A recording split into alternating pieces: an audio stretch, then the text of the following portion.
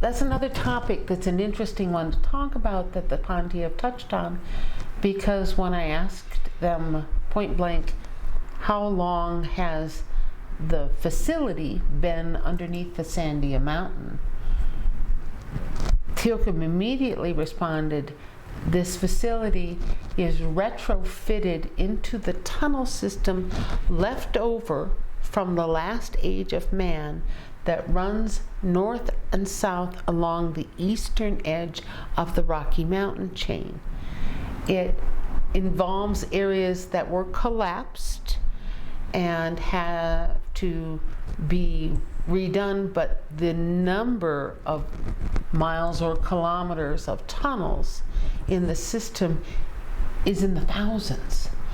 I believe that it can hold 1 million people underneath the Sandia Mountains of the facilities that were originally there.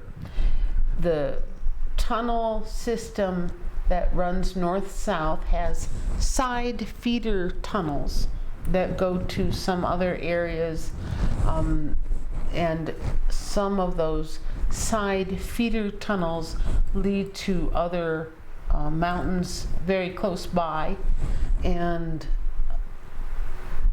I believe that my understanding from the Ponte is that Earth humans also discovered this tunnel system early on in their exploring of the western part of the United States.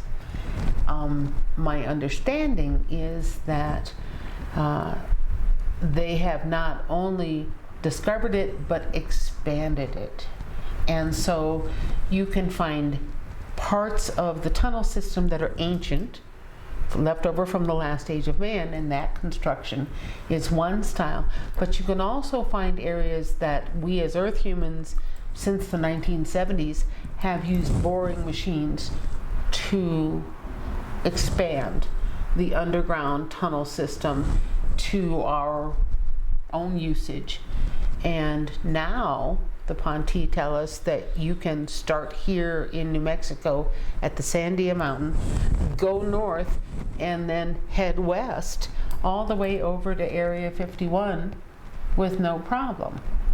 They also told us that there were tunnels that came in from the ocean all the way to New Mexico, and I went, no.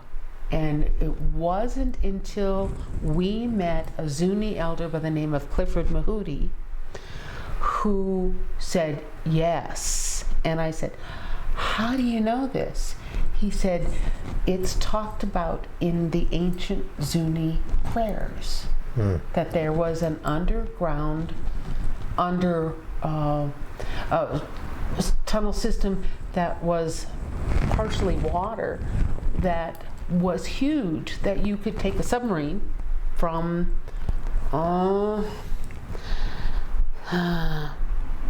San Marino, California area, south of LA. There is an underground, very wide opening that's somewhere between a half a mile and a mile wide that they've discovered. That's the entrance. Is that the one with the large pillars? Yes, that's the one with the large pillars. Yeah. That's the beginning of the tunnel system. In fact, you can track on land the line from there all the way to the Arizona, New Mexico border. What we're talking about is that you can actually see with underwater maps where you can see the mapping of the oceans underneath without the water.